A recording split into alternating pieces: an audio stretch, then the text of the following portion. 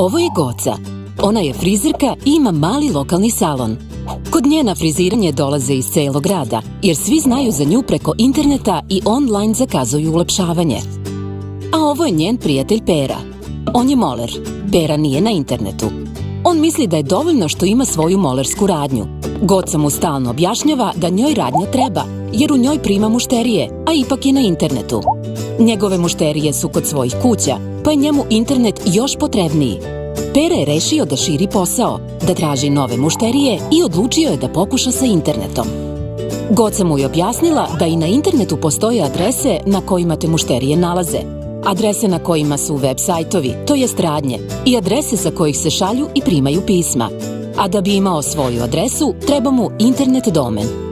Preporučila mu je da izabere naziv koji se lako pamti i koji asocira na to čime se bavi.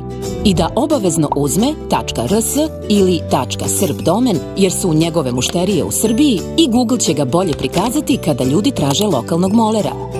Pera sada ima svoj domen, peramoler.rs, na kojem pravi svoj sajt. A za početak, svojim mušterijama deli nove vizit karte sa adresom svoje elektronske pošte na vlastitom domenu. Sada će Pera, kao i Goca, da preko interneta proširi svoj posao na ceo grad. Posetite nazivfirme.rs i saznajte više o tome kako da izaberete i šta sve možete da učinite sa svojim domenom.